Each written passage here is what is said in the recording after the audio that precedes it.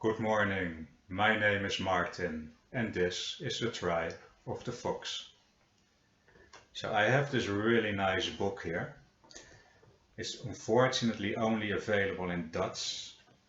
It's called Zijder het Noordse pad. Zijder the Nordic path. So this is about Nordic spirituality, Nordic magic. And it is written by Linda Wormhout. She is a teacher that she teaches Northwestern European shamanism, and she has a lot of experience in this. So if you're able to read Dutch, so if you're Dutch or Flemish, or if you just know how to read Dutch, this book, well, that's a good way to spend your money. It's a very good book. Now, in this book, there are a few pages about the high seat ritual. So, what is a high seat ritual? It's actually if people in a village needed the help of a vulva. So that's basically a vulva is like a witch. I just call it a witch. Then a vulva would come to a village or to a king. That was also of course possible. And the vulva was not alone. She had her helpers. And then she would become like an oracle. So people would pay her, and then the vulva would stay up all night. Then she could contact the nature spirits that lived around the village. And then the high seat ritual would take place, in which the vulva became like an oracle. And her helpers were then chanting or singing special songs. What these special songs were, we don't know,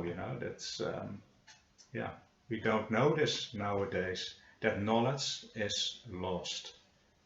So, can you still do a high seat ritual today? That's the question. Well, I have been in a high seat ritual myself. And that was a very interesting experience. So the group of people, we were with a whole group. It was divided in two. So you had people who would take the role of the vulva, the witch, or the wizard if you are a male. And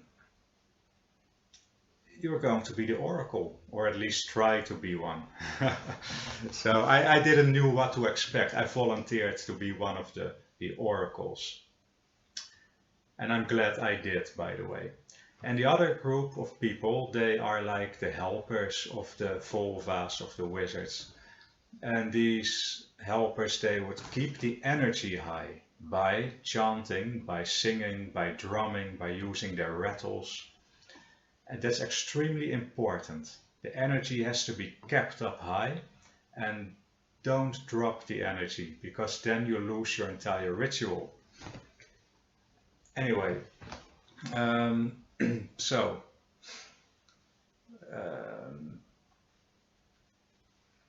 the people who would become the oracles, they would just prepare. This was not outdoors, this was indoors. So we were checking out the energies in the particular room where we would do this ritual. And there was no other option than to do this inside. And after doing that, the oracles would take place. They would seat. We were with a couple of people. We were sitting on chairs. It's a high seat ritual. So we would sit back to back in a circle, small circle. And the other people who would sing and chant and drum and rattle, they would stand all around us, and they keep the energy high. So yeah, that's what you do. So I opened myself to my energy system. I just opened myself and I was listening to the singing and the chanting, and it does have an effect actually, And although the original songs were lost and everybody was just doing whatever the person could, um, we still got it right. The energy was high. And apparently the lyrics of the songs or the things that you do is not so important actually. I found out. So I was just sitting there like I just sit here, and then one by one the people who were chanting, they were coming forward. They chose one of the oracles and then they asked a question. So it was very interesting because first somebody approached me, I think it was a man, put his hand, because I had my eyes closed, he put his hand on my shoulder to let him know that he was there and asked me a question. Now I was not really deep in the trance, so in this case it didn't work out very well. However, later a young woman put her hands on my shoulder. She asked me a question. And what happened then was totally unexpected. My body turned cold on the inside. My body turned very cold. And I started sweating a lot. And that's weird. A cold body, but you're still sweating a lot. And the whole energy changed, by the way. And I could not speak as fluently as I do now. I could just stumble the words out of my mouth. I still had my normal voice like I have now, but yeah, the words just they didn't come out fluently. So, and she asked me a question, and I remember that I got tears in my eyes. I almost started like, well, I wasn't crying, not that, but I had tears in my eyes and sweating a lot, and I gave her an answer to her question. So I will not speak about what the girl asked and what I answered, because that's private matter, of course. But anyway, I was taken over by some kind of spirit, well, pretty much actually. So yeah, that was an interesting experience. And well, then the high seat ritual ended, and I had to come back to my normal self again. So the interesting thing is, if a spirit, and I don't know even what kind of spirit it was or what he or she was called, I don't know. But yeah, it's very well possible. And that was the first time in my life, and also the last time until now, that I experienced something like that. It was extremely interesting. So yes, you can still do high seat rituals in which a vulva, a witch or a wizard becomes an oracle. You can still do it now in the 21st century. But you do have to keep the energy high, and you do need people who actually have the sensitivity to channel a spirit. I don't know if, not everyone can do this, but yeah, I could, and I was quite surprised about it.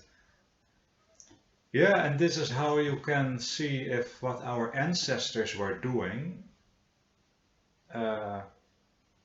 You can check out if you can still do it today. And you can have experience, because you can read all you want about high seat rituals or whatever rituals. But in the end, the best thing is to actually try. That's, yeah, then it's not history anymore, then it's living spirituality. And that is what the tribe of the fox wants. Living spirituality. So if you ever have the chance to participate in a high seat ritual, well, I can recommend you just go ahead and do it. It's very interesting. It's not scary if you get taken over by a spirit, because I was fully in my consciousness. Just the fact that I can tell you about this means that I knew what was going on. So I was not in another world or something, you know. I knew exactly what was going on, but I was not the one who was doing it. It's very interesting, you know. Yeah.